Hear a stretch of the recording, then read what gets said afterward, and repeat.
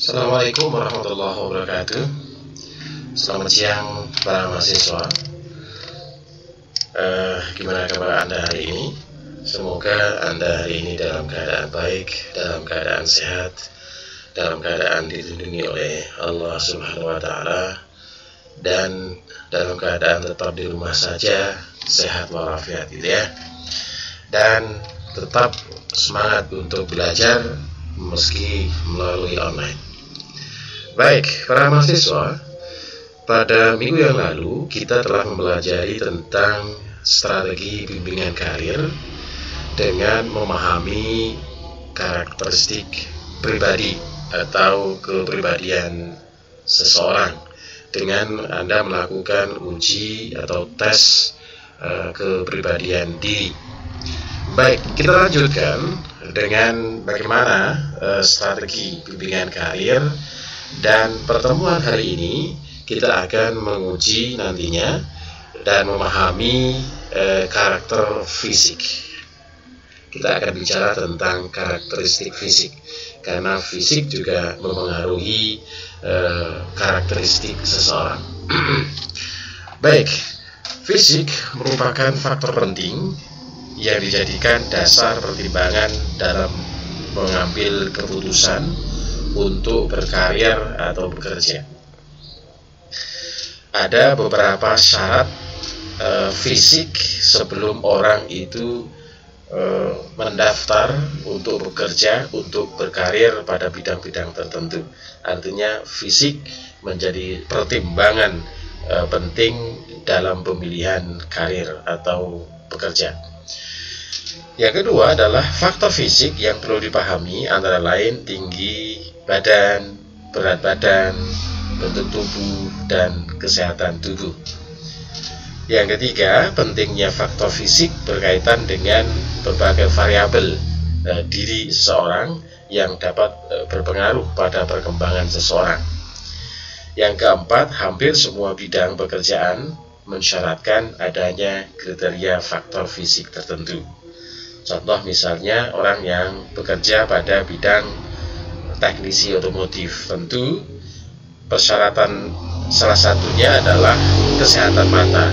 Tidak diizinkan atau tidak boleh orang yang berkarir di bidang teknisi otomotif itu dia buta warna misalnya. Tidak boleh, karena itu menjadi syarat secara kesehatan mata untuk berkarir pada bidang itu. Manusia antara satu dan yang lain itu memiliki perbedaan menyangkut ciri-ciri fisik, baik itu bentuk badan, bentuk kulit, ukuran tubuh, warna dan kulit rambut, beda bentuk muka, biji mata, ada yang hitam, ada yang biru, ada coklat, dan sebagainya. Namun secara umum, dilihat dari komunitas, dilihat dari ras, misalnya orang Indonesia yang tergolong Asia biasanya memiliki ciri-ciri fisik rambut yang berwarna hitam misalnya, terus kulit berwarna agak kecoklatan misalnya. Itu memang secara komunitas atau ras memiliki kesamaan. Tapi secara spesifik antar pribadi seseorang di seluruh dunia ini mempunyai ciri-ciri yang berbeda satu dengan yang lainnya, dan itulah yang menjadi nilai atau nilai plusnya dari Tuhan menciptakan manusia. Pasti antar satu dengan yang lain memiliki perbedaan. Nah, salah satu yang kita ajarkan pada materi kali ini, untuk memahami karakteristik secara fisik, kita dapat mengetahui tentang kemampuan intelligent quotient atau IQ. Karena salah satu persyaratan dalam orang memiliki dan memilih berkarir itu adalah tingkat IQ juga pada bidang-bidang tertentu. Apa itu tentang IQ akan kita pelajari, dan bagaimana menguji tingkat IQ seseorang akan kita uji, akan kita ajarkan pada pertemuan hari ini. IQ adalah kemampuan dasar umum untuk memecahkan masalah dengan cepat. Jika kreativitas merupakan kemampuan memecahkan masalah secara divergen, yakni dengan menggunakan kemampuan berpikir dari berbagai arah. Kecerdasan dalam arti intelijen merupakan kemampuan memecahkan masalah secara konvergen, yaitu kemampuan memecahkan masalah dengan menggunakan berpikir memusat dan mendalam. Biasanya orang yang mempunyai tingkat IQ yang tinggi memang mempunyai kecepatan dalam menyelesaikan suatu masalah. Karena tingkat IQ yang tinggi, semakin tinggi, dia langsung bisa melihat peluang, dia bisa melihat cara menyelesaikan suatu masalah. Dia tidak larut pada masalah, tapi dia adalah solutif dari suatu masalah itu. Tapi apakah IQ yang tinggi adalah segala-segalanya? Tentu saja tidak. Ada beberapa hal yang mempengaruhi tingkat IQ seseorang. Namun secara garis besar, intelijensi itu adalah secara genetik dibawa oleh seseorang, diwariskan oleh seorang ayah kepada seseorang anaknya. Artinya, ketika intelijensi itu tidak mungkin berkembang dengan optimal tanpa lingkungan. Artinya adalah lingkungan sangat memengaruhi tingkat intelijensi seseorang. Namun, ukuran intelijensi tidak bisa berubah oleh lingkungan. Nanti kita akan lihatkan apa saja yang mempengaruhi perubahan tingkat intelijensi seseorang, yaitu faktor umur kalender atau biasanya disebut begitu. Jadi, lingkungan hanya bersifat sebagai fasilitator perkembangan intelijensi dan tidak dapat mengubah ukurannya. Artinya, satu contoh misalnya tingkat intelijensi seseorang itu tinggi, tadi saya katakan tidak segalanya, namun tingkat intelijensi yang tinggi juga didukung oleh lingkungan. Apabila tingkat intelijensi seseorang itu tinggi namun tidak didukung oleh lingkungan, pun dia memiliki tingkat intelijensi yang tinggi pun sia-sia karena tidak didukung oleh lingkungan. Satu contoh misalnya tadi dikatakan tingkat intelijensi seseorang itu kalau dia ada permasalahan, dia cepat untuk menyelesaikan atau cepat dia menemukan solusinya. Namun apabila lingkungan tidak mendukung untuk dia melakukan percepatan dalam mengambil solusi, maka dia pun sia-sia memiliki intelijensi. Artinya, intelijensi seseorang itu adalah modal yang dimiliki secara spesifik oleh orang atau pribadi atau individu. Dan apakah digunakan atau tidak, itu tergantung lingkungan yang memengaruhinya. Kecerdasan intelektual adalah kemampuan intelektual, kemampuan menganalisis, kemampuan melogika, dan kemampuan merasio dari seseorang. IQ merupakan kecerdasan otak untuk menerima, menyimpan, dan mengolah informasi menjadi sebuah fakta. Dengan IQ yang tinggi, memudahkan seseorang belajar dan memahami berbagai ilmu. Memang, seorang murid yang memiliki IQ yang tinggi, dia akan semakin cepat memahami, dia akan semakin cepat untuk mempelajari sesuatu pelajaran yang diberikan kepada dirinya. Kita lanjutkan. Kemudian EQ. EQ adalah serangkaian kemampuan mengontrol dan menggunakan emosi, serta mengendalikan diri, semangat, motivasi, empati, kecakapan sosial, kerjasama, dan menyesuaikan diri dengan lingkungan. IQ yang tinggi, kalau kemudian didukung oleh EQ yang tinggi, akan lebih sempurna kepribadian seseorang itu. EQ adalah kemampuan untuk memotivasi diri, kemampuan untuk berempati kepada seseorang di lingkungannya, kemampuan untuk bersosialisasi pada lingkungan, kemampuan untuk bekerja sama dengan tim, dan juga kemampuan dalam menyesuaikan pada lingkungan. Artinya, tingkat EQ yang tinggi belum tentu EQ-nya tinggi, dan sebaliknya EQ yang tinggi juga tidak menjamin IQ seseorang juga tinggi.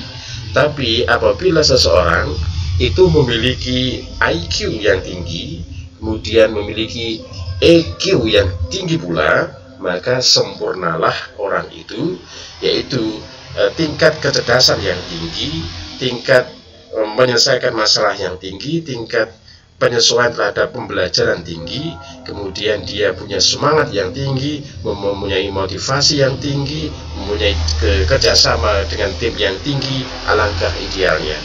Tapi alangkah tidak ada manfaatnya ketika IQ yang tinggi tapi EQ-nya rendah, karena EQ itu adalah semangat untuk melakukan sesuatu, itu adalah EQ. Semangat untuk memotivasi, itu adalah EQ. Artinya IQ yang tinggi tapi dia tidak mempunyai semangat untuk melakukan action, akan sia-sia. Kemudian seringkali kita mendengar ESQ atau Emotional Spiritual Quotient adalah kecerdasan yang berperan sebagai landasan yang diperlukan untuk memfungsikan IQ dan EQ secara efektif. Pengendalian pada IQ dan EQ itulah ESQ. Keseimbangan memiliki EQ dan juga memiliki IQ seseorang itu dimanage oleh ESQ. Artinya adalah dua-duanya harus ada pada diri orang, harus ada pada pribadi seseorang. Nah, itu perannya adalah ESQ. Nah, nanti Anda juga akan kami berikan sebuah video tentang pengertian IQ, EQ, dan SQ dari pakar. Oleh karena itu, Anda akan saya wajibkan untuk membuka video pengertian IQ, EQ, dan SQ dari pakar, dan Anda wajib untuk membukanya biar menambah wacana, menambah ilmu, menambah pengertian untuk Anda. Nah, ini adalah gambaran seberapa besar dan peringkat dari sebuah IQ seseorang. Diketahui sampai saat ini IQ seseorang paling tinggi adalah sekitar 140. Apabila orang itu memiliki IQ lebih dari 140, maka orang itu dikatakan jenius. Dan sebaliknya, IQ seseorang kalau di bawah 25, dia dikategorikan sebagai idiot atau dependent. Idiot. Nah, nanti pada akhir pertemuan ini Anda akan menguji seberapa besar kemampuan IQ Anda, dan Anda termasuk pada kategori yang mana. Misalnya Anda IQ-nya adalah 110 misalnya, berarti Anda dalam kategori cerdas atau di atas rata-rata.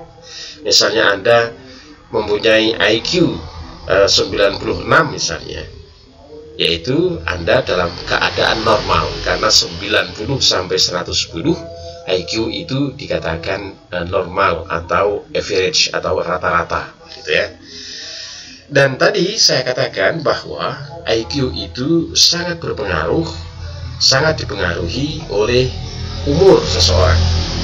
Rumusnya adalah IQ sama dengan MA dibagi CA kali 100, di mana CA itu adalah chronological age atau berdasarkan bulan dan tahun individu itu dilahirkan. Kalau MA adalah mental age. Jadi semakin tinggi CA, semakin tinggi umur seseorang, IQ orang itu turun sebenarnya. Sebaliknya, semakin kecil CA itu tinggi. Jadi semakin kecil usia seseorang itu IQ-nya semakin cerdas. dan itu adalah usia-usia cerdas, semakin kecil semakin cerdas sebenarnya. Oleh karena itu orang itu semakin tua itu memorinya semakin rendah. Dia untuk mengingat peristiwa-peristiwa yang sudah lalu atau pelajaran-pelajaran untuk mengingat dia susah karena IQ-nya turun dia. Semakin tua semakin turun, semakin tua semakin turun, dan bahkan semakin tua pikun itu karena IQ-nya semakin turun ya. Dan itu yang terjadi sama orang. Nah, kita lanjutkan. Ini adalah contoh hasil uji tes IQ dan tes uji dari EQ dari laman www.iqelite.com. Nanti Anda saya wajibkan untuk menguji seberapa besar IQ dan IQ Anda, salah satunya melalui laman ini, dan hasilnya nanti akan seperti ini. Seberapa besar Anda IQ-nya Anda, kemudian seberapa besar IQ Anda. Ini contohnya adalah 114 ya, 114, dan ini adalah 91. IQ-nya 91. Jadi kalau IQ 91 berarti dia adalah average atau rata-rata. Kalau 114 dia dalam kategori cerdas ya. Cerdas. Nah, ini tes IQ dan EQ online sebagai kuis pada pertemuan hari ini, yaitu pertemuan kelima. Anda melakukan tes IQ dan EQ online. Tugas mahasiswa, berapa IQ dan EQ Anda? Untuk mengetahui berapa IQ Anda dapat dilakukan melalui www.testiq.com. Selanjutnya, untuk mengetahui berapa IQ Anda dapat dilakukan dengan www.iqelite.com. Lakukan secara mandiri dan kirimkan hasilnya kepada saya. Saya tunggu. Jangan lupa, setiap mahasiswa wajib untuk menjawab kuis setiap kali ikut pertemuan. Jawaban kuis sama dengan absensi kehadiran mahasiswa mengikuti kuliah secara online dari mata kuliah saya. Terima kasih. Billahi taufiq wal hidayah. Wassalamualaikum warahmatullahi wabarakatuh.